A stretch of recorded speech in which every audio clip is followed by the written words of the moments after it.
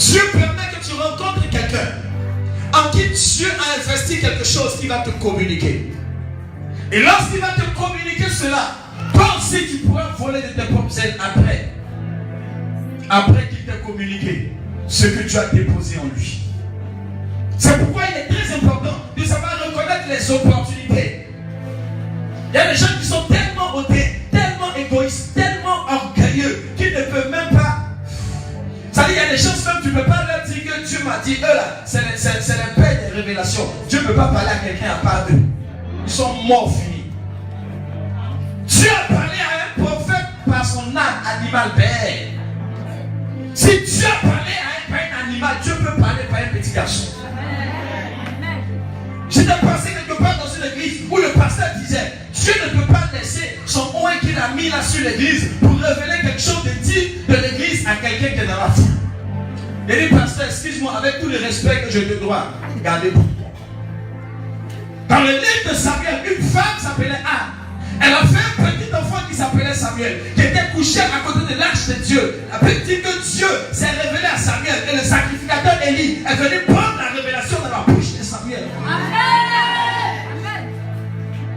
Les temps qui ont suivi, son église s'est cassée, tout le monde s'est dispersé. Ça ne m'a pas étonné. Si tu n'es pas assez humble pour reconnaître une opportunité que Dieu t'envoie au travers des manœuvres, d'un ouvrier, d'un serviteur de Dieu, d'une servante, écoutez, même Naaman le lépreux, comment est-ce qu'il a été guéri? C'est par sa servante. S'il avait banalisé pour dire, toi tu es qui? Et tu peux m'apprendre quoi? Il serait encore le lépreux. C'est pourquoi il faut reconnaître les opportunités que Dieu apporte devant toi pour que ta vie, ton ministère, ta famille, tes affaires et tes entreprises soient changées. Amen. Et que tu sois changé en un autre homme. Amen. Dieu veut transformer ta vie. Dieu veut changer, mais tu ne sais pas ouvrir les yeux. Tu as de gros yeux, mais tu ne vois pas. Tu rates les opportunités, les occasions, les ouvertures que Dieu met devant toi. Dieu envoie 3 anges vers Abraham en Genèse chapitre 18. La Bible dit qu'Abraham les a regardés. Il dit, vous ne pouvez pas passer ailleurs. Si vous êtes passé à côté de ma maison, c'est que c'est à cause de moi. Vous ne pouvez pas passer ici sans visiter ma maison. Abraham ne les a pas laissés partir. Abraham les a bénis. C'est ce jour-là, Dieu a dit, l'année prochaine, à la même période, je reviendrai. Et ce que tu as attendu depuis 25 ans, ta femme Sarah aura un fils. Quelqu'un me comprend ce matin? Dieu veut te changer en un autre homme. Dieu veut te changer en une autre femme. Il faut que tu puisses reconnaître d'abord le Samuel avec qui Dieu te connecte pour que quelque chose commence à changer dans ta vie. Certainement plusieurs parmi vous, vous avez fréquenté peut-être plusieurs églises, mais je suis sûr qu'il y a ici, il y a des gens qui ont commencé à avoir les portes ouvertes à partir de Christ Espoir des Nations. Il y a des gens qui ont commencé à prendre leur bénédiction à partir de Christ Espoir des Nations. Ce n'est pas que tu n'as jamais fait de veillée, ce n'est pas que tu n'as pas connu de pasteur, mais si c'est la connexion que Dieu a préparée pour toi. Si tu veux va au Japon, va aux États-Unis, va chez Béni, tu ne seras jamais béni. Parce que Dieu a disposé ta bénédiction quelque part. Il faut reconnaître la porte par laquelle Dieu te mène. Si tu l'as raté, tu vas rater quelque chose d'extraordinaire. La première porte étant fermée, toutes les autres portes qui sont derrière te sont fermées. Sache reconnaître cette première porte. Et je prie que Dieu te connecte à ton Samuel. Et je crois que si tu es ici, bien-aimé, c'est que c'est l'occasion de ta bénédiction. La Bible dit en 1 chapitre 17, Élie a dit à Akab, il n'y aura ces années-ci ni rosée ni pluie, sinon à ma parole. Et il y a eu la sécheresse. Et Dieu a dit à Élie, il dit, va au torrent de Kérit. Et tu vas passer un moment là-bas. J'ai ordonné à des corbeaux de te nourrir le matin et le soir avec du pain et de la viande. Et tu vas boire l'eau du torrent.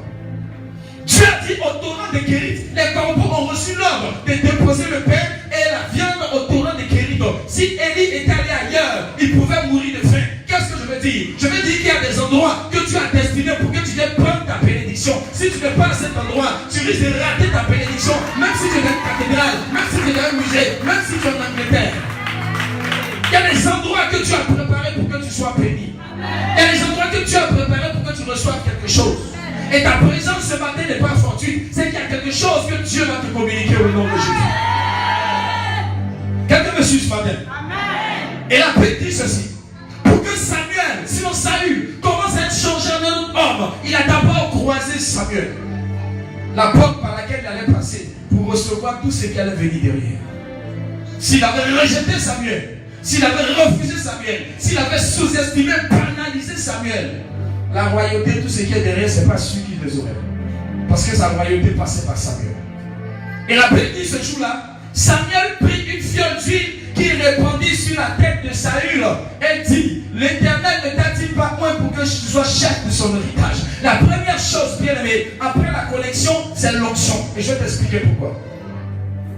L'onction, c'est la présence de l'Esprit sur ta vie pour te donner des capacités surnaturelles pour accomplir un dessein de Dieu dans ta vie et au travers de toi. Sans l'onction, bien aimé, tu ne peux aller nulle part. L'onction te qualifie. Même un chef du village, avant qu'il ne soit chef du village, on lui donne l'onction, on l'intronise, on le fait asseoir sur le tabouret ou bien le fauteuil royal. Et il y a tout ce qui est rite qui accompagne ça. Parce qu'un chef de village qui n'est pas conqué, il ne sait pas si ça fait 3 jours, puis il va vivre, il y a longtemps, ils l'ont fini. En majeure partie, les chefs du village, c'est des gros sorciers. Parce que les cérémonies d'initiation, d'intronisation, là, c'est des trucs mystiques bizarres. Ils vont t'envoyer dans la forêt, te laver, mec kaolin. Ils vont faire beaucoup de choses bizarres. Le féticheur du village est en train de lui donner l'onction. Il va cracher son visage. Sang de corps. Caca de bœuf. Il va lui donner la capacité pour assurer son trône, pour s'asseoir et pour avoir la force de diriger. Lorsque Dieu veut te positionner quelque part, Dieu te donne la force, Dieu te donne l'onction, Dieu te donne la puissance, Dieu te donne la capacité de pouvoir assumer le rôle, le fauteuil dans lequel Dieu veut te faire asseoir. Il va te donner la possibilité de pouvoir assumer ton rôle dans le fauteuil que Dieu t'installe. Et Dieu te donne l'onction. Et lorsque Dieu te donne l'onction, c'est pour un objectif bien précis. Il dit, l'Éternel n'est t-il pas moins pour l'Esprit de l'Éternel, Ésaïe 61. L'Esprit de l'Éternel est sur moi, car l'Éternel m'a moins pour la mission. Annoncer le bonne nouvelle aux malheureux, guérir ceux qui ont le cœur brisé, annoncer aux prisonniers la délivrance et aux captifs la liberté. Lorsque l'onction de Dieu vient sur toi, c'est pour accomplir quelque chose. À partir de ce moment-là, Dieu te dote d'une capacité et Dieu t'assigne une mission au travers de laquelle tu seras certainement béni. Car il a dit, car je connais les projets que j'ai formés sur toi. C'est des projets de paix et non de malheur. C'est des projets de bonheur. Et la mission que je t'assigne, c'est une mission pour la gloire de Dieu, mais pour ton bonheur et ta bénédiction à toi.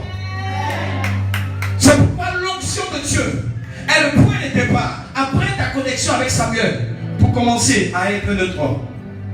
Sans l'onction de Dieu, tu ne peux rien faire. C'est la capacité que Dieu te donne pour pouvoir remplir le rôle, la mission à laquelle Dieu t'a appelé. C'est pourquoi, pour devenir chrétien, ça passe par l'onction. Lorsque tu acceptes le Seigneur, la Bible dit en Jean, le prologue de Jean, au commencement était la parole. La parole était avec Dieu, la parole était Dieu. Je vais sauter. Il dit, mais à tous ceux qui l'ont reçu, à ceux qui ont cru en son nom, elle a donné le pouvoir de devenir enfants de Dieu. Lesquels sont nés, ni du sang, ni de la chair, ni de la volonté de l'homme, mais ils sont nés de Dieu. Or, Dieu est esprit, donc ils sont nés de l'esprit. Par ta nouvelle naissance, tu reçois l'esprit de Dieu. Et la réception de l'esprit de Dieu sur ta vie, c'est ce qu'on appelle l'onction. La première onction, elle a 3 niveaux. Bon, on n'est pas venu prêcher sur l'onction. C'est pourquoi l'onction que tu acceptes le Seigneur, c'est comme un verre dans lequel on a mis un peu d'eau. L'eau là, c'est l'esprit de Dieu, le verre c'est toi. Lorsque tu acceptes le Seigneur, il y a un peu d'eau qui est là. Ça, c'est l'esprit de Dieu. Et c'est l'onction que Dieu t'a donnée. Tu as reçu l'esprit de Dieu pour devenir enfant de Dieu. C'est ce qu'on appelle la nouvelle naissance ou bien la régénération. Et lorsque tu as reçu l'esprit de Dieu, il arrive un moment maintenant où tu seras rempli de l'esprit. Le verre n'était pas encore rempli. Quand tu es rempli de l'esprit, le verre déborde. Et l'eau là maintenant te recouvre et environne le verre. C'est ce qu'on appelle l'esprit en nous, l'esprit sur nous quand c'est plein, l'esprit autour de nous quand ça déborde. Bon, c'est pas grave, on ne prêche pas sur l'onction. C'est simplement pour dire l'onction de Dieu te qualifie pour quelque chose. Et Dieu t'a envoyé sur la terre, ce n'est pas pour te promener. Dieu t'a envoyé sur la terre, ce n'est pas pour manger chikouya. Dieu t'a envoyé sur la terre, ce n'est pas pour regarder télé. Dieu t'a envoyé sur la terre comme un ambassadeur, un émissaire du royaume des cieux qui est venu en mission sur la terre pour accomplir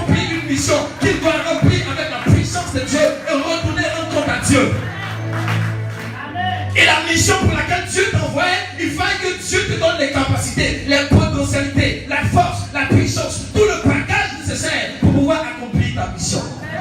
C'est pourquoi avant de commencer sa mission, la Bible dit Jésus-Christ, il a été baptisé. Lorsqu'il a été baptisé, l'Esprit de Dieu est venu sur lui. Il a été rempli du Saint-Esprit. Et la Bible dit, Jésus rempli du Saint-Esprit, parti dans le désert pour être tenté par le diable. Quand il a vaincu le diable, la Bible dit, Jésus revêtu de la puissance du Saint-Esprit, parti en Galilée où sa renommée s'est répandue. Gloire à Dieu. Amen. Tu as quelque chose à faire sur la terre. Et Dieu veut faire de toi une personne exceptionnelle. Une personne qui n'est plus la personne qu'on a connue dans le temps. Une personne qui n'est plus la personne que tes amis ont connue. Mais une personne qui est changée en un autre homme. Dieu veut transformer ta vie, transformer tes finances, transformer ton travail, transformer ta santé, transformer ton foyer. Dieu va opérer une transformation. Dieu ne t'a pas appelé pour que tu sois la même chose. Quand Dieu t'a créé, il a mis en toi le processus de la bénédiction, de la multiplication. Il dit, Dieu créa l'homme et dit, soyez féconds, multipliez, remplissez la terre. Dieu a mis en toi le principe de la multiplication. C'est pourquoi le figuier a été maudit et plusieurs autres personnes sont sous la malédiction. Pourquoi? Parce que Dieu a mis en toi le principe de la multiplication. Si tu as 5 francs dans un compte bancaire, ça peut te donner 10 francs, 15 francs avec des intérêts. C'est pourquoi dans la parabole des talents, lui qui a gardé son talent dans la terre, il a été maudit et châtié. Toi-même, tu viens d'accoucher ton enfant. 3 ans après, on revient, et puis c'est le même bébé qui est dans tes bras. On va crier, oh là là. Parce que c'est pas normal. Un enfant, après 5 ans, ne peut pas avoir la même forme qu'il est né. Il doit multiplier, il doit grandir. Et si tu es dans une situation, et qu'on revient 10 ans après, que tu es dans la même situation, il y a une malédiction. Tu dois progresser. Tu dois avancer. C'est pourquoi quand tu grandis, tes dents poussent, tes cheveux poussent, ton corps se développe. Parce que Dieu permet que tu te multiplies, que tu t'accroisses. Et la grâce de Dieu qui est avec toi, par l'onction que tu as, c'est pour que tu multiplies. Lorsque l'onction de Dieu vient sur ta vie, c'est le début de la multiplication. La Bible dit au verset 2, aujourd'hui, après m'avoir quitté, ça veut dire que ce n'est pas demain. Le même jour où tu as reçu l'Esprit de Dieu, le même jour où tu as reçu l'onction de Dieu, ta vie change. Et je vais te dire pourquoi ta vie change. Ta vie est obligée de changer. Parce que quelqu'un est venu prendre les commandes de ta vie. Et celui-là, il sait comment te mener à bon port. Tu étais sous une malédiction. Écoutez, en Genèse chapitre 11, la Bible dit, Abraham était avec son père qui s'appelait Terach. Terach avait 3 enfants. Il y avait Abraham le plus grand, il y avait Nacor et puis il y avait Charan. Charan a fait 3 enfants, Lot, Yisca et puis Milka. Donc, Charan est mort, il a laissé ses 2 filles plus son fils Lot. Et donc sa fille Milka a été épousée par son grand frère qui s'appelait comment? Nacor. Et donc, la Bible dit Terach, le père d'Abraham, il était à Chaldée, il a pris Abraham. Il a pris son neveu Lot et la femme d'Abraham et puis ils sont sortis. D'où en Chaldée pour se diriger en direction des Canaan. Vous comprenez? Il y a ici une révélation. Il y a ici une grâce. Et je vais vous expliquer. Abraham, la Bible dit Abraham s'appelle Abraham, c'est père élevé. Sur sa destinée, il doit être père. Mais il a une femme qui est stérile, il n'a pas d'enfant. La Bible dit qu'Abraham était en Our. Our, c'est une région qui a été construite dans un terrain basse sur le Frate, qui a le feu. Et donc c'est comme si on disait terre basse, ou bien un pays bas, ou bien un pays en bas. Et voici quelqu'un qui doit être élevé normalement, mais qui est en bas. Voici quelqu'un qui est prévu pour être un père, mais qui n'a pas d'enfant dont la femme est stérile. Il a une prophétie sur sa vie, il a une destinée sur sa vie, mais il est en train de vivre le contraire de sa prophétie. Et je suis sûr qu'il y a plusieurs personnes ici, des prophéties vous ont été données, mais vous êtes en train de vivre le contraire de ce que vous a été dit, et vous ne comprenez pas pourquoi toutes ces révélations, pourquoi toutes ces prophéties vous prédisent l'élévation, et vous croyez du noir, et vous êtes dans une situation difficile, et vous ne comprenez pas comment vous en sortir. Lorsque la prophétie t'est donnée, on dirait même que tu es assis à New York, alors que tu as sauvé tout. La Bible dit Abraham, sa prophétie, c'était un père, mais il n'avait pas d'enfant. Il devait être élevé, mais il était dans une région basse. Abraham était dans une bassesse. Et vous savez, lorsqu'on dit Chaldée, c'est le territoire des Babyloniens. C'est comme les rois mages qui sont allés visiter Jésus. Ils ont vu le toit. C'est les adorateurs de la lune. Et vous savez que la lune ne brille pas d'elle-même. C'est le soleil qui brille sur la lune. Et puis la lune envoie l'éclat sur la terre. Ça veut dire que la lune dépend du rayonnement du soleil. C'est les adorateurs de la lune, c'est des gens qui sont dépendants. Abraham était vraiment prévu pour être un grand homme, mais il était dépendant de son père. C'est pourquoi quand son père te dit, écoute-moi, quand tu es chez ton père, quand ton père te déménage, il ne te demande pas ton avis, il prend ta main et dit, mon enfant, allons on change de maison. Il n'a rien à te demander. Terrasse devait déménager, il a pris Abraham, il dit, allons. Donc Abraham dépendait de son père. Le jour son père dit, bon, on s'en va ici, il s'en va. Le jour son père dit, il déménage, il dépend de son père.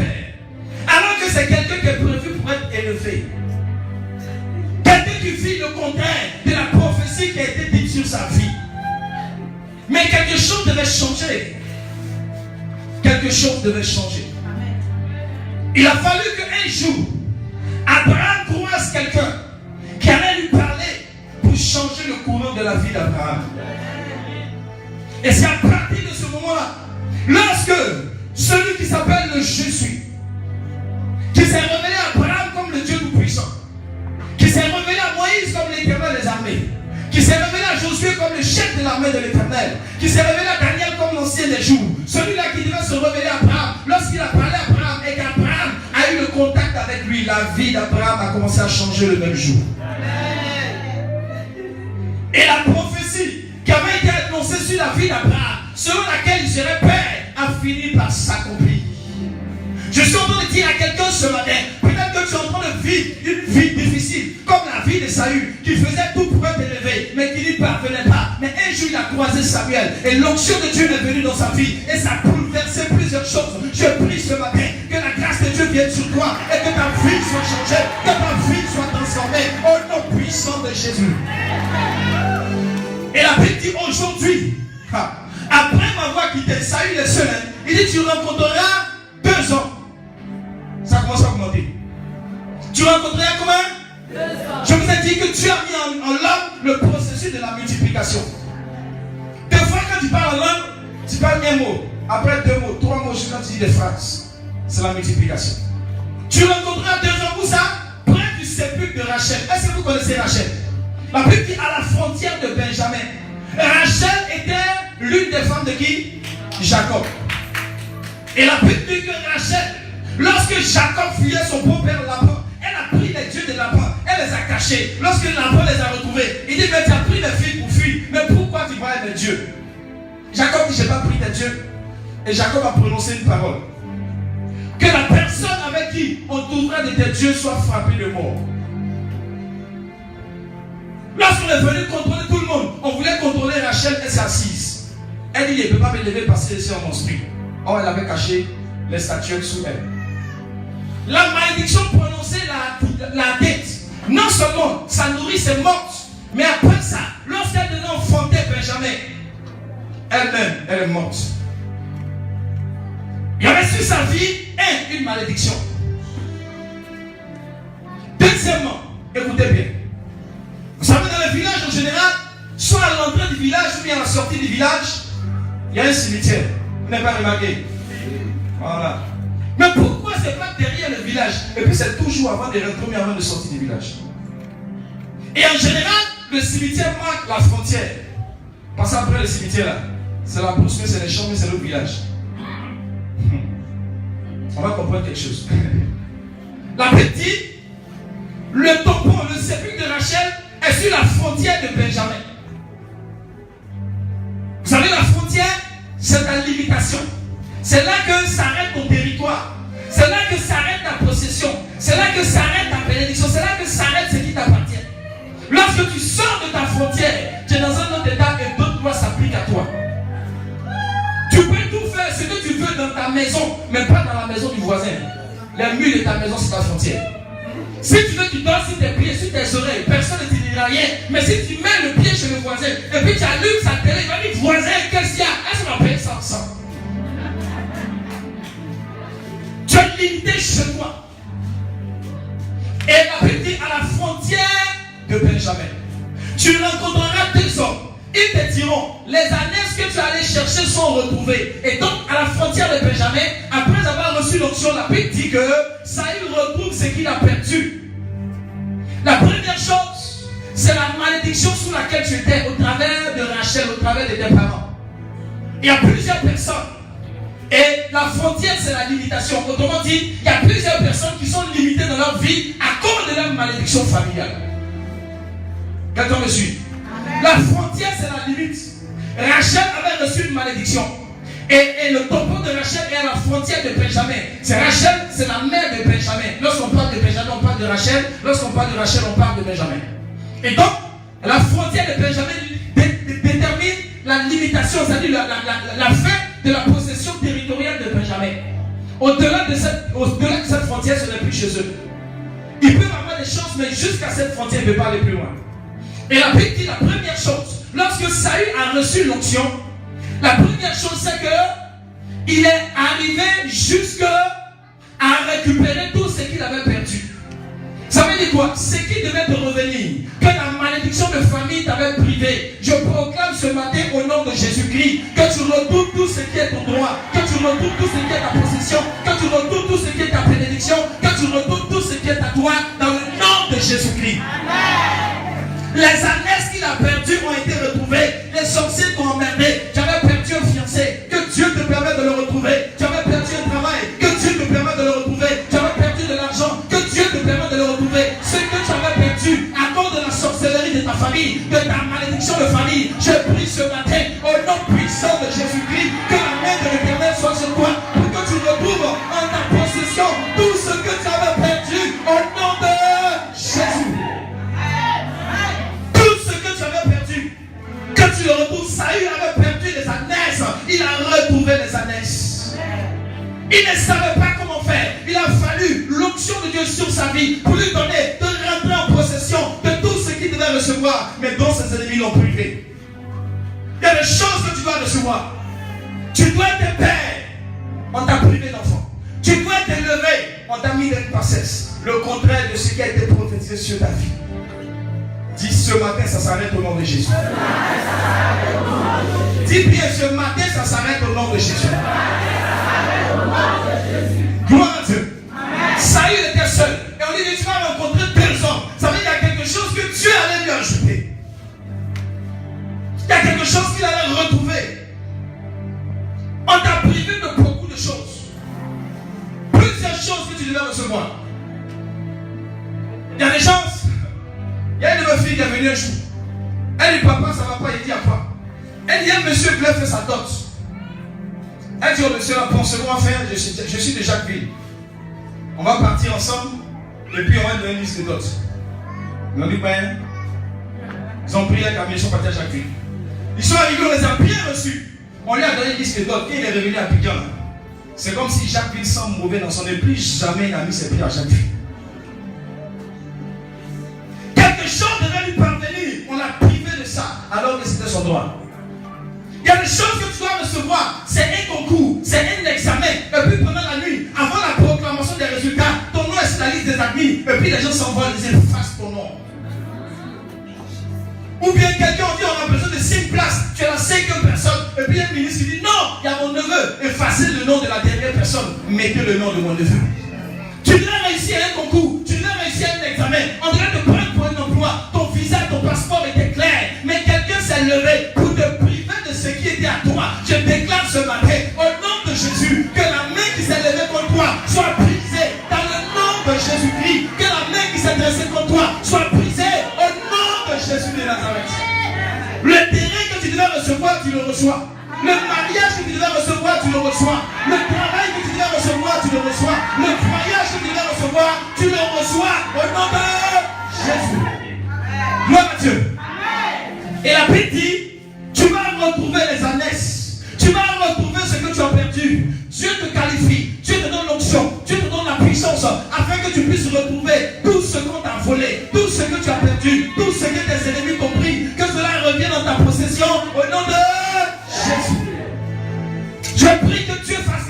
ce matin. L'argent que tu as perdu, que tu le retrouves. Le voyage que tu as perdu, que tu le retrouves. Le conjoint que tu as perdu, que tu le retrouves. Les affaires que tu as perdu, que tu la retrouves. L'opportunité qui t'a échappé, que tu la retrouves. L'opportunité qui était là, que tu devais saisir, que tu retrouves, que cela revienne. Dans le nom puissant de Jésus. Gloire à Dieu. Et ce n'est pas tout. Il y a des villages où on dit interdiction formelle de se marier sous peine de mort. Tu peux avoir un gars, tu as envie. Tu peux avoir un copain. C'est le jour où tu dis tu vas te marier. On dirait que tous les démons de la terre sont soulevés. Pour t'empêcher de rentrer dans cette bénédiction. Et vous savez qu'il y a des bénédictions que Dieu donne spécialement dans le mariage. Il y a des bénédictions qui ont été prévues dans le mariage. Tu peux être célibataire, Dieu peut te bénir d'une manière, mais il y a des bénédictions qui sont prévues dans le mariage. Dieu même sait que si tu es seul, que tu as 100 000, ça ne fait rien. Mais tu prends une femme et puis elle fait tripler, vous devenez 5. 100 000 ne suffit plus. Donc Dieu peut te bénir d'une autre manière pour que tu gagnes 500 000. Amen. Gloire à Dieu. Amen. Et la petite. Saül est arrivé à la frontière de Benjamin, au tombeau de Rachel. Lorsqu'on parle du tombeau de Rachel, on parle de la malédiction de famille. Lorsqu'on parle de la limite de Benjamin, on parle de la frontière que les enfants de Benjamin ne peuvent pas dépasser. Il y a des familles où c'est difficile de devenir quelqu'un. Il y a des familles où c'est difficile de se marier. Il y a des familles où c'est difficile de prospérer. Il a prié pour un monsieur, il dit, pasteur, il y a une malédiction qui a lieu dans notre village chez nous là. Quand quelqu'un connaît le papier, je dois dire une box que toi parti loin SP2. Ça dit dans le village, il connaît le papier.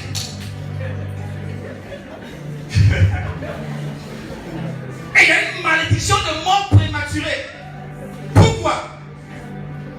Un des leurs qui était dans le village a épousé une femme d'un village voisin. Et la femme là est tombée malade depuis des années. On la soigne, ça finit pas, elle était fatiguée. Il dit, ils vont enterrer la femme là, c'est bon. Puis ils ont creusé tout. Et puis quand ils ont mis la femme dedans, ils voulaient mettre du sable. Elle dit, en bon. Donc chez vous ici, quand quelqu'un ne meurt pas mort, on l'enterre vivant. Et avant qu'on l'enterre, elle a prononcé une malédiction. La malédiction a tapé le village. Et c'est devenu une limitation. Ça veut dire que quand tu appartiens à ce village, n'eût été l'onction qui est sur toi, tu es limité par cette malédiction. C'est la frontière de Benjamin que tu ne peux pas traverser. Tu es limité là.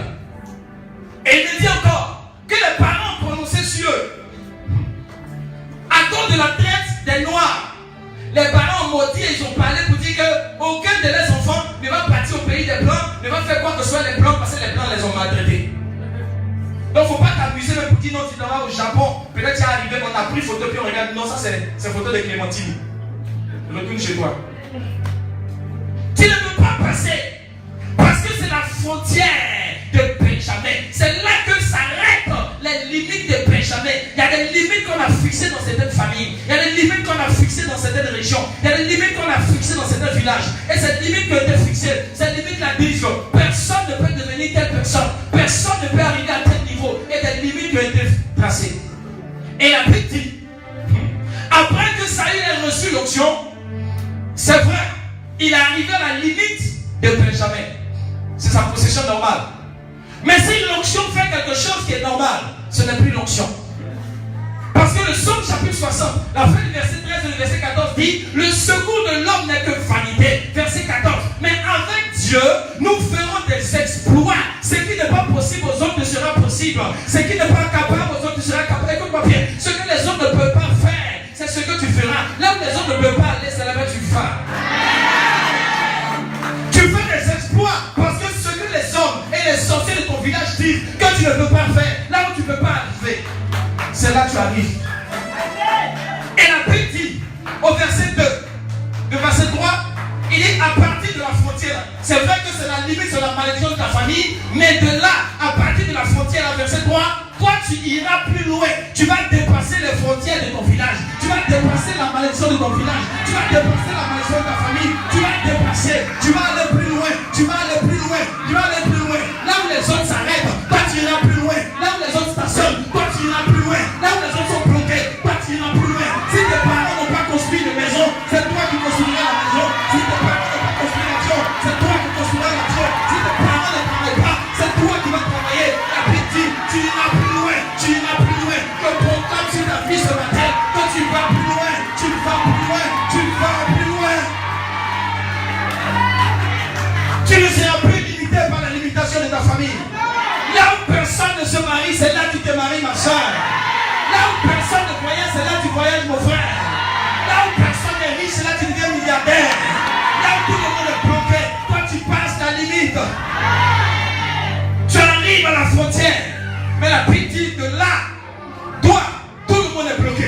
Mais toi seul, tu iras plus loin.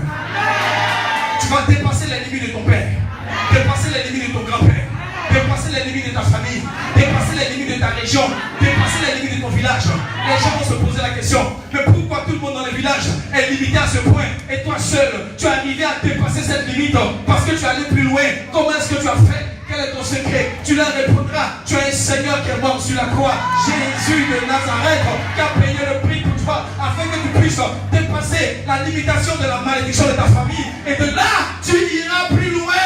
Je proclame que tu iras plus loin. Je proclame que tu iras plus loin. Je proclame que tu iras plus loin. Quelqu'un prend cette prophétie sur sa vie, tu iras plus loin. Tu vas dépasser le niveau où tu es. Tu vas dépasser la limitation de ta famille. Je dis, tu iras plus loin. C'est ta prophétie, tu iras plus loin. C'est ta destinée, tu iras plus loin. C'est ton programme, tu iras plus loin. C'est ta bénédiction, tu iras plus loin. Tu vas même aller au-dessus de ton patron, au-dessus de tes diplômes, au-dessus de tes limitations, au-dessus de ton salaire. Si les gens t'ont bloqué un salaire de 200 000, que tu ailles plus loin à 1 million. Hey. La Bible dit que tu iras plus loin. Il n'y a plus de limitation pour toi. Il n'y a plus de frontières pour toi. Le monde entier est ouvert devant toi. L'univers est ouvert devant toi. La planète est ouverte devant toi. Tu iras plus loin. Là où Dieu te mènera, là où Dieu te conduira, là où Dieu te portera, là tu partiras. Tu iras plus loin. Plus personne ne pourra t'arrêter. Tu auras une accélération extraordinaire. Et ceux qui sont partis avant toi, tu risques de les dépasser. La Bible dit que Pierre et Jean partaient au tombeau à la résurrection de Jésus. Jean il est jeune, Pierre est un peu plus âgé. Jean a démarré vite, il a commencé à courir. Arrivé à la porte du tombeau, Jean s'est arrêté, c'est Pierre qui est rentré. Que tous ceux qui ont commencé avant toi, que Dieu te donne l'accélération pour les dépasser, pour les dépasser, pour les dépasser, pour les dépasser. La Bible dit que tu iras plus loin. C'est pourquoi sache que là où tu es, ce n'est pas ta limitation. Jésus a prévu plus grand que ça. Jésus a prévu plus haut que ça. Jésus a prévu plus fort que ce que tu as. Même si tu as des millions, Jésus a prévu des milliards. Si tu es un jet privé, Jésus a prévu un Boeing. Si tu es un petit yacht, Jésus a prévu un bateau. Si tu es une petite entreprise, Jésus a prévu une grande société pour toi. Tu iras plus loin. Tu les dépasseras. Là où ils ont mis les barrières, tu dépasseras les barrières. Là où ils ont mis les frontières, tu dépasseras les frontières. Là où ils ont mis la limitation, tu dépasseras la limitation. Et la Bible dit ceci. Lorsque tu iras plus loin, tu arriveras au chêne de Tabor, où tu seras rencontré par combien de personnes? 3 personnes. Écoutez, il était seul. Après on dit, tu vas rencontrer combien de personnes? 2 personnes. Lorsqu'il a rencontré 2 personnes, il avait quelque chose à ajouter dans sa vie. Tout ce qu'il avait perdu, il a retrouvé. Et la Bible dit que tu vas rencontrer 3 personnes. Ça veut dire que tu vas aller au-delà de 2 personnes. Là où ta frontière était tracée à 2 personnes, Dieu va te permettre de dépasser pour aller plus loin. Et Dieu est en train de te faire rentrer dans un processus de multiplication, de bénédiction et d'élévation. C'est le projet de Dieu pour toi. Amen. Le contraire de la prophétie Abraham était en train de vivre. Arrivé à un moment donné, tout a été déclenché sur la vie d'Abraham. Et la Bible dit ceci. Ces 3 hommes, ils montent vers Bethel et ils ont 3 chevaux, 3 gâteaux et l'autre une boucle de vin. Qui est simplement le symbole de la résurrection, de la mort et de la résurrection dans cette affaire. Est-ce qu'un chrétien peut avoir un démon, peut être influencé par un démon? Est-ce qu'on peut chasser un démon? Mais quand il est chrétien, il s'exprime en lui, il n'a plus de problème, etc. On appelle ça les malédictions générationnelles ou héréditaires. Comment est-ce que ça vient et comment est-ce que ça part? Est-ce qu'un chrétien a le droit d'être toujours sous la malédiction de sa famille, malgré le fait qu'il a accepté Jésus, qu'il a reçu le Saint-Esprit? Est-ce que c'est normal? Ça c'est un enseignement, ça peut prendre 2 heures, 3 heures, 4 heures. Si un autre jour Dieu nous permet, on verra. Mais les Africains ont besoin de comprendre ce message. Ça m'a pris, je ne sais pas si c'est 1 semaine, 2 semaines, 3 semaines, pour essayer de fouiller, chercher, prier, lire, écrire, beaucoup de choses pour essayer de comprendre ça. Mais je vais aller vers la fin pour vous dire ce qui se produit. Quand tu acceptes le Seigneur, d'abord, quand Adam a péché, Adam est tombé sur une malédiction. Quand vous allez lire Genèse, si je ne m'abuse, chapitre 5 ou 6, la Bible dit, Dieu a créé l'homme à quoi? À son image. Mais quand Abraham a fait 7, il a fait à l'image de qui? c'est de la à l'image de qui? Oh. Je vous dis ça très rapidement. Vous allez comprendre ça et vous allez savoir ce que je suis en train de dire très rapidement. C'est juste une parenthèse, c'est pas mon message. Genèse.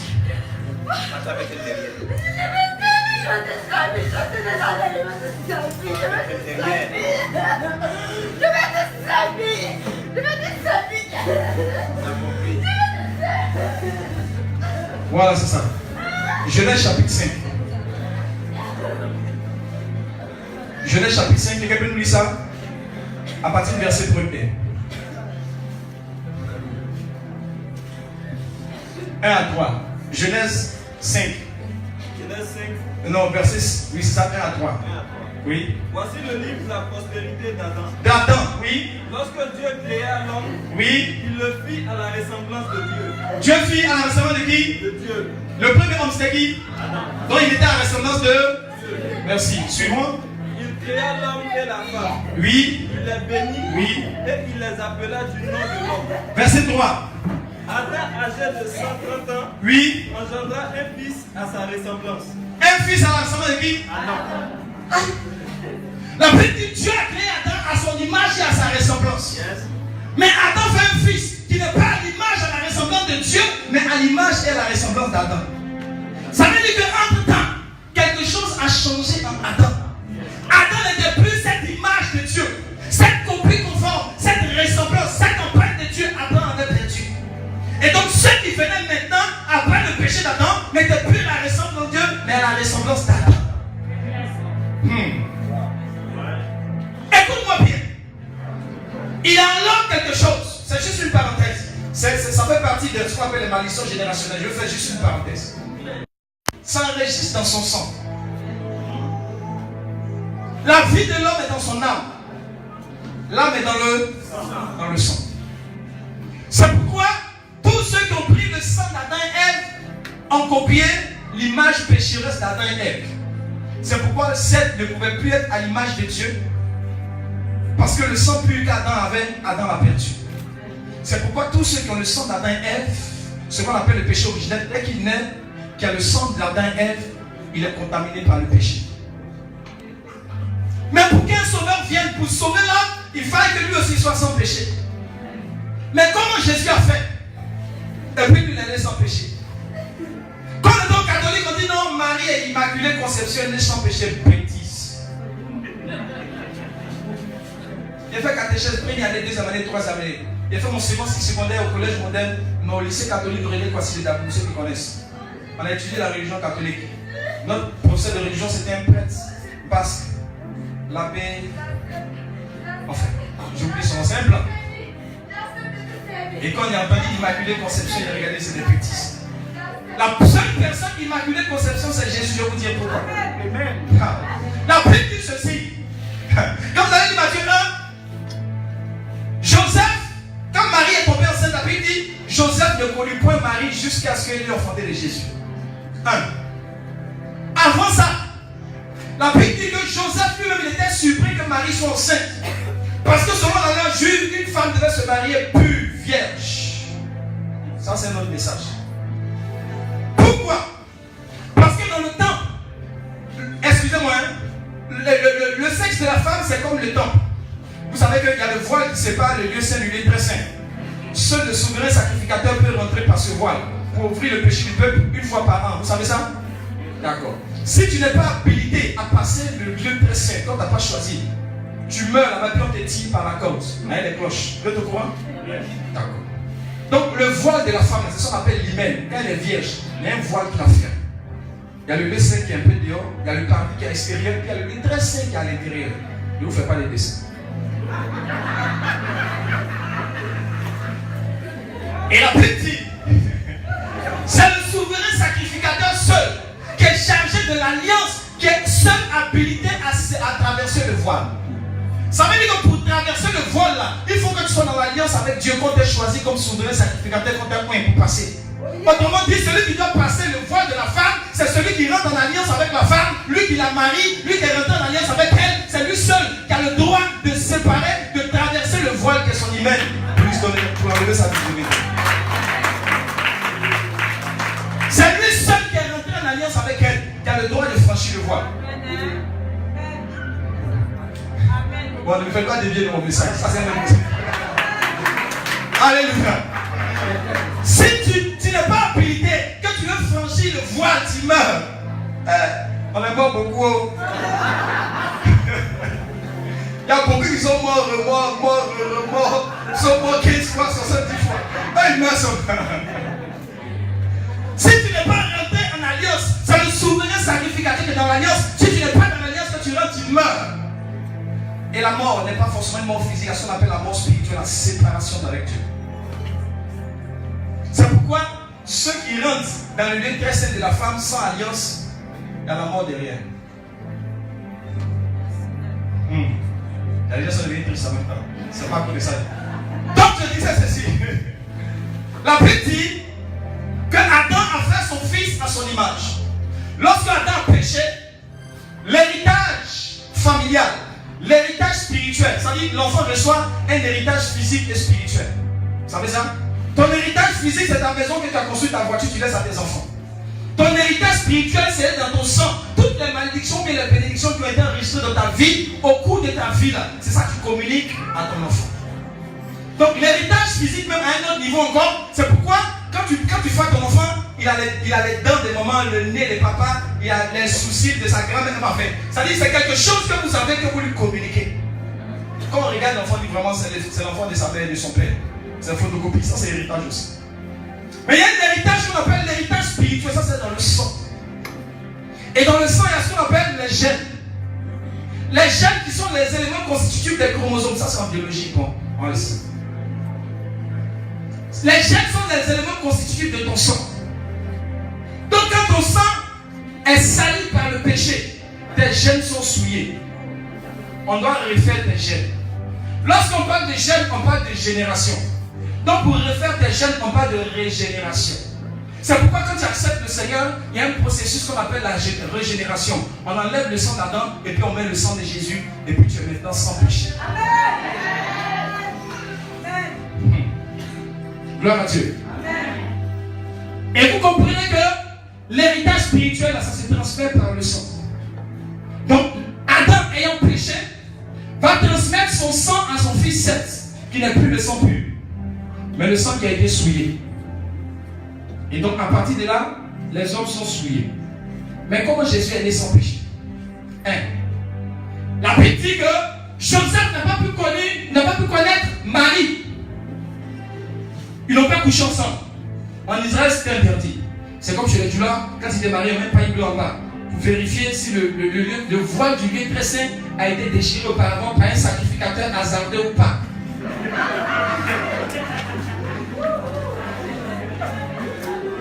Si tu as... Il y a des bandits sacrificateurs.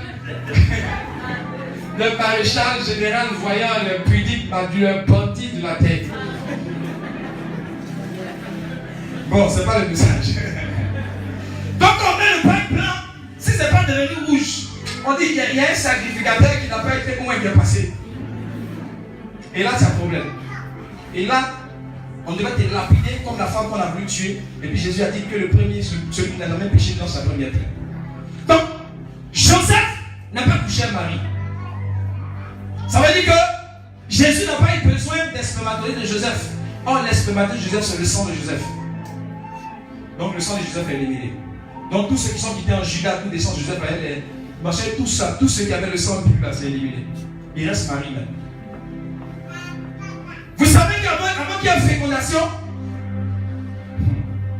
il faut qu'il y ait la semence mâle, le spermatozoïde, et la semence femelle, l'ovule.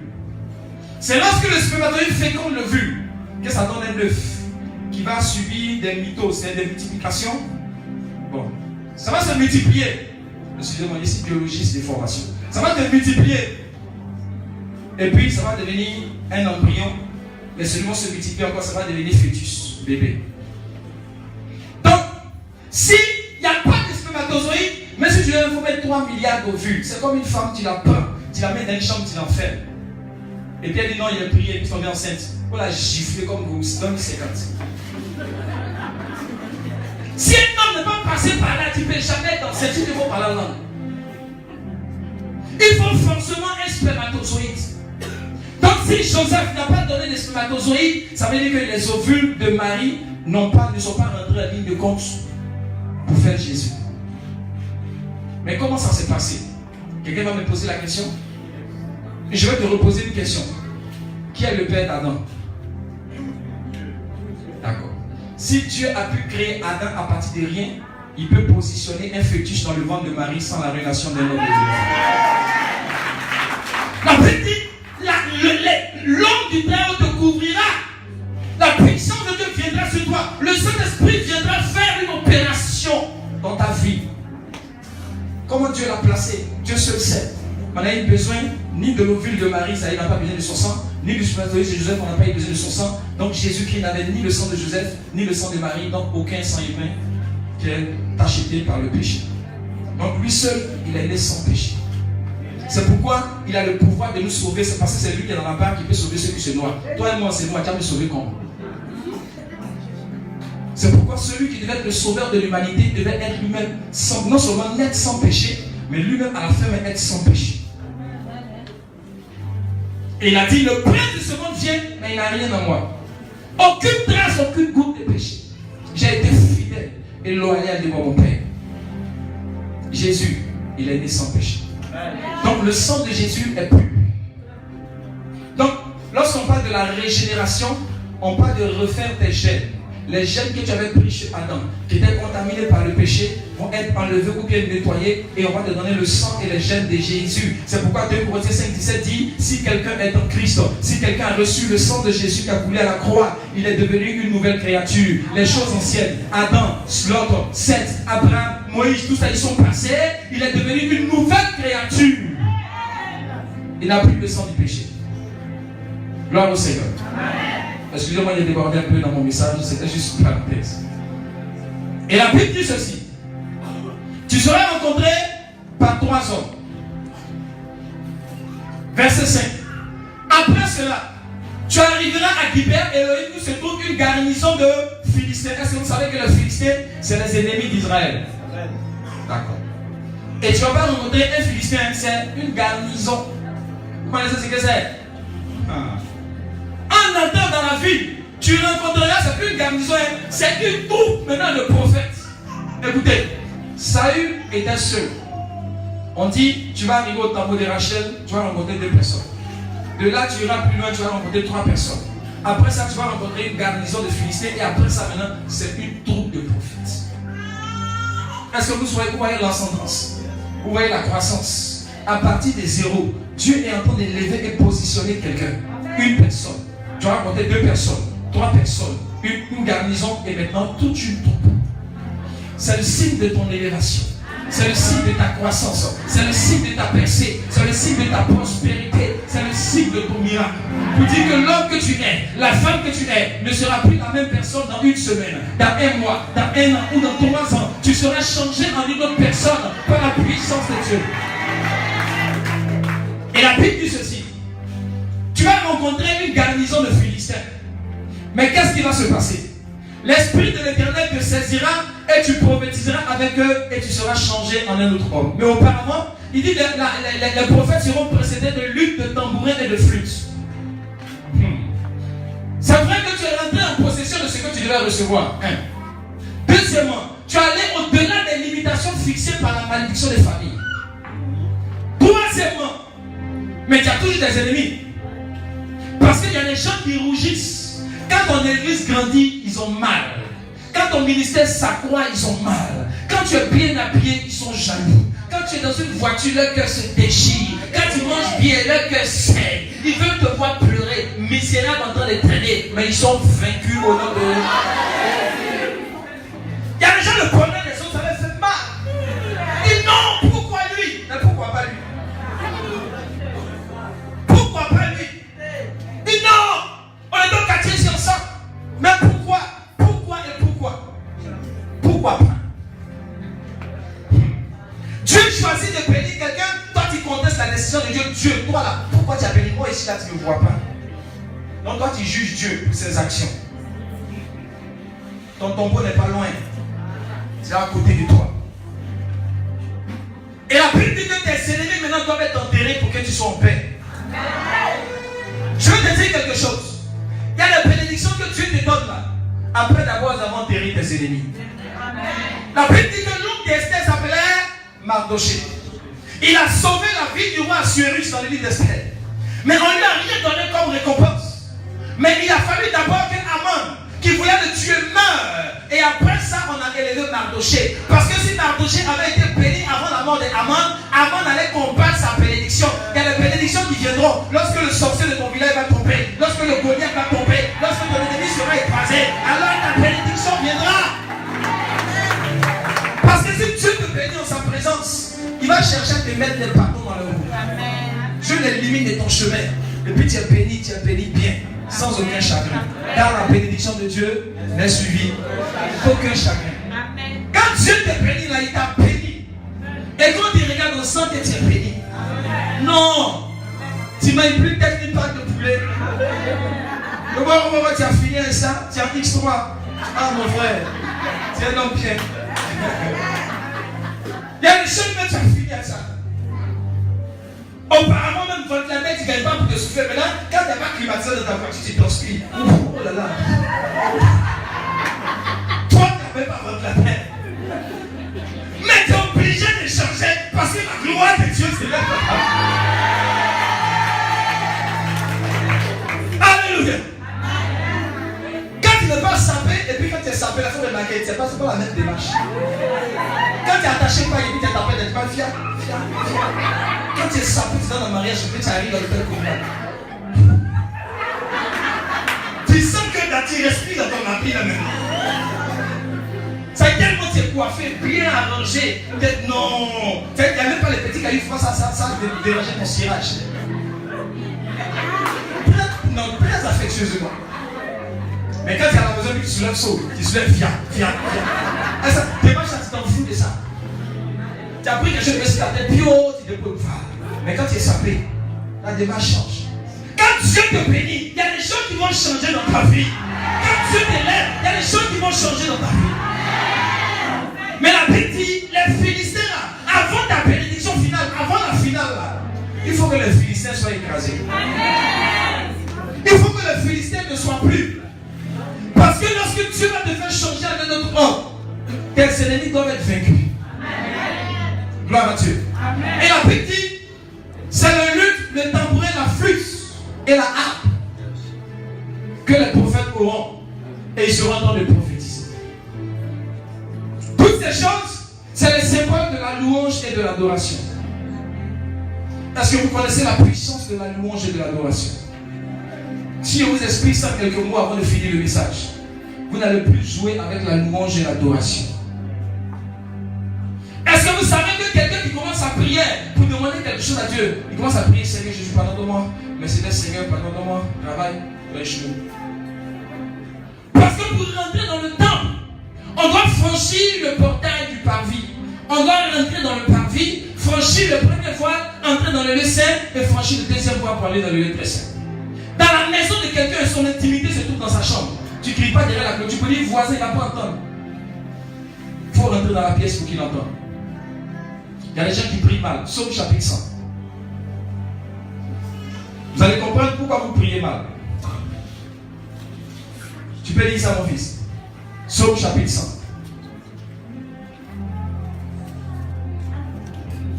On va commencer à finir par ça. Poussez vers l'Éternel des cris de joie. Poussez vers l'Éternel des cris de joie. Les gens qui viennent à l'église, nos visages sont serrés, les prix d'Ivaquine. C'est pas à l'église où vous êtes. Il y a des gens qui disent louange, adoration, c'est alléluia, louange le Seigneur. Toi, tu n'as pas joué pité, c'est ça vient vide blanc. Tu es hors jeu même de la bénédiction. La Bible dit, quand tu rentres dans l'église, tu dois être en joie. Quelqu'un t'expose. Il t'en fait parler que ce n'est pas ton problème. Tu es venu dans la présence du roi des rois, de ton créateur. Celui qui peut te raconter ta situation, celui qui peut te bénir. Tu rentres dans la joie. Continue, mon fils. Vous tous, habitants de la Vous tous, habitants de la terre. servez l'Éternel avec joie. Servez l'Éternel comment? Avec joie. Quand les gens, quand ils font offrande d'entrée, il a fait parler avec les pasteurs. Servez l'Éternel avec joie. Il pense en offrande. Ça, c'est que papa dit, là, il n'est pas offrande. Alléluia, louons le Seigneur. Servez l'Éternel avec joie. Si on t'a donné 2 jours de jeûne, même si ton visage, même si ton ventre est bon, il faut jeûner. Il sait pourquoi il t'a dit ça. Fais tout avec joie. Continue.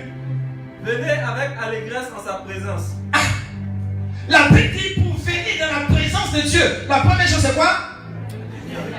C'est la joie, l'allégresse. Puis même, quand tu viens à Dieu, écoute-moi bien, c'est comme quelqu'un qui veut crédit et puis il s'en va croiser le président de la Banque mondiale ou bien de... Ici là c'est quoi? BCAO. Il dit mon fils, tu as trop de problèmes. Dès matin il vient prendre 150 millions. Tu tends ton billet serré. Toi mais tu traverses la route, ne sais même pas quelle est la voiture. Tellement ton esprit. Parce que tu dois rencontrer quelqu'un qui va décanter ta situation. Quand tu viens dans la présence de Dieu, c'est lui qui peut résoudre tous les problèmes que tu traverses. Quand tu viens dans la joie. Continue mon fils. Sachez que l'Éternel est Dieu. Sachez que l'Éternel est Dieu. C'est lui qui nous a fait. C'est lui qui nous a fait. Et nous lui appartenons. Nous sommes appartenants, nous sommes le troupeau de son pâturage. Ensuite, entrez dans ses portes avec des louanges. il est entré dans ses portes avec quoi? Des louanges. Ça veut dire que Dieu est dans la chambre. Toi, tu dois rentrer d'abord par le portail. Si tu n'as pas traversé le portail, tu ne rentreras pas dans la maison. Et si tu ne rentres pas dans la maison, tu n'auras pas accès à la présence de Dieu. Pour avoir accès à la présence de Dieu, il faut passer par quoi? Entrer par quoi? Dans ses palais. Dans cette palais. Dans ces portes avec quoi? Avec des louanges. Ça veut dire que la clé qui te permet d'ouvrir la porte pour rentrer dans la présence de Dieu, c'est quoi? Mais pourquoi? Que nous sommes chapitre 22, verset 4. Dieu siège dans la loi. Quand tu entends le loi Dieu, Dieu vient dans sa présence, il vient siéger sur son trône pour dire, mon fils, tu m'as appelé, je suis là. C'est quand Dieu est là que tu peux lui parler.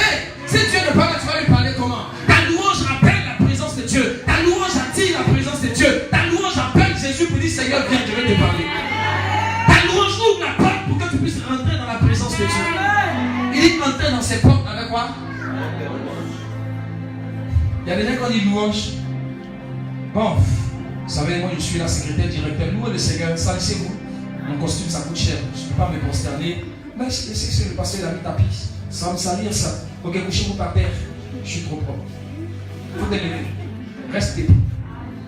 Quand tu viens dans la présence de Dieu, ton titre de PDG, des ministres, des commissaires, tu laisses ça dans ton bureau et dans ta maison avec tes enfants. Ici, là, tu es serviteur de Dieu. Et le seul patron, c'est Dieu. Après Dieu, c'est le pasteur. Amen. On s'en fout des ministres, de PDG. Parce que devant Dieu, nous sommes tous ses serviteurs. Il n'y a pas de ministre, il n'y a pas de PDG, il n'y a pas d'ambassadeur. Il n'y a pas ça ici. C'est dans ta maison et tes enfants, dans ton travail. Ici, là. Quand le pasteur parle, dit Dieu dit, tout le monde se plie. On s'en fout de tes diplômes. On s'en fout de ton compte bancaire. On s'en fout de ton salaire. Parce que Dieu qui t'a donné salaire, tu gonfles tes épaules. Quand il va enlever, tu vas casser tes épaules. Il y a des gens qui sont trop bluffeurs à l'église. Trop bluffeurs. Non, Choco a dépassé le chef Choco. Trop bluffeurs. Tu viens dans la présence du roi. Écoutez, est-ce que vous avez des enfants? Un enfant qui veut te demander quelque chose. Soit il te manage. Non, les enfants sont formés, ils les respectent. Soit il te manage, soit il va pleurer pour te donner. Il va taper freaking. C'est rouler par terre. Puis quand tu regardes dans deux finira, tu dis c'est bon, tiens, quitte. Puis il prend plus s'en va. Tant que tu n'as pas donné, il est là. Tu as besoin de quelque chose. Il faut savoir prendre Dieu pour avoir ça. Et la Bible dit, il ne faut pas rester derrière le portail pour appeler quelqu'un. Tu ne peux pas là. Il ne va pas t'entendre. Il faut rentrer dans ses portes. Quand tu rentres dans ses portes, c'est avec la louange. La Bible dit, ici là, devant les prophètes, ils étaient précédés de la lutte, de la flûte, du tambourin, des instruments de louange. C'est là qu'il va ouvrir la porte à la gloire de Dieu avant que commence le plus grand miracle. Ensuite, dans ses parvis avec des cantiques, célébrez-le. Et d'autres personnes disent avec la reconnaissance. Est-ce que vous savez le miracle de la reconnaissance? Est-ce que vous connaissez le miracle de l'action de grâce? J'étais en séminaire la semaine passée dans une église, on a fait 3 ou 4 jours. J'ai prêché sur les différentes offrandes. Moi, ça a ouvert mon esprit. Parce que vous savez que le présent d'un homme lui ouvre les voies, lui élargit les voies et lui donne accès auprès des... D'accord. La Bible dit les présents d'un homme lui élargissent les voies. Ça veut dire que ton offrande là, ça ouvre tes portes, ça te donne accès auprès des grands. Ça veut dire que ça t'enlève d'une position basse pour te positionner dans une position. Ton offrande là, ça ouvre la porte et puis ça te positionne quelque part. Regardez ceux qui ont fait les grandes offrandes dans la Bible. Salomon, même Ézéchias, quand il devait mourir, Isaïe chapitre 38. À cause de ce qu'il a fait, Dieu se souvient de lui, il n'est plus mort. La reconnaissance et la louange à Dieu font que ton miracle arrive et tes ennemis sont vaincus. Acte chapitre 16. La Bible dit Paul et Silas étaient en prison. Au milieu de la nuit, Paul et Silas priaient et chantaient les louanges de Dieu. Il y a un tabouret, mais quelque chose comme ça. Je vais vous donner une image. C'est nous là. Avant, ça va être dans ces ménages, on s'est pris dans ces écoles, on est assis, on est grands danseurs. La terre, c'est quoi de Dieu? C'est son marche-pied. Quand une musique est chic, là, comment tu fais? Tu tapes ton pied. La Bible dit, la terre, c'est le marche-pied de Dieu. N'est-ce pas? Et puis maintenant, Paul et Silas chantent les louanges de Dieu. Si c'est chic là, Dieu ne peut pas taper son pied. Oh, il tape son pied sur la terre. La Bible dit les fondements des prisons se sont ébranlés. Les chaînes se sont cassées. Les prisons sont faites. Les prisonniers sont sortis. Adresse une louange qui va toucher le cœur de Dieu. Il n'a qu'à taper son pied. Tes chaînes n'ont qu'à se briser. Les prisons n'ont qu'à tomber. Les blocages n'ont qu'à tomber. Les opportunités n'ont qu'à venir. Et le miracle à s'opérer. Ta louange attire la présence de Dieu. Ton adoration attire la gloire de Dieu. Et quand Dieu est présent, la Bible dit avec Dieu, tu feras des exploits. Pas toi et ton père, pas toi seul, mais avec Dieu. Pour que tu sois avec Dieu, pour que l'exploit soit possible, il faut que Dieu soit là. Et c'est ce qu'appelle la présence de Dieu. C'est ta louange et ton adoration. C'est là que tous tes ennemis seront vaincus. C'est là que tous les obstacles vont tomber. C'est là que toutes les chaînes vont tomber. Alors, tu seras réellement transformé en un autre homme. Tu seras séparé de la malédiction de ta famille. Tu vas dépasser les limites familiales. Tes ennemis seront vaincus. La gloire de Dieu sera avec toi. Et tu seras changé en un autre homme. Tu seras changé en une autre femme. Je prie ce matin que Dieu te donne l'onction afin que tu sois changé en un autre homme. Que Dieu te loigne pour que tu sois changé en une autre femme. Que Dieu pose sa main sur toi pour que tu sois changé en une autre personne. Ce matin, si tu avais des limitations dans ta vie, que Dieu pose son onction sur toi et que ces limitations soient brisées et que tu dépasses tes limites. Je prie pour quelqu'un ce matin qui est en train de demander un emploi depuis longtemps et qui n'avait pas encore réussi à recevoir quelque chose. Que la puissance de Dieu vienne sur ta vie afin que tout ce qui est barrière de travail soit brisé dans le nom de Jésus-Christ. Que Dieu ouvre les portes et que la grâce de l'Éternel soit avec toi. Que la main de Dieu se pose sur une femme qui a tel mariage depuis longtemps afin que les portes soient ouvertes.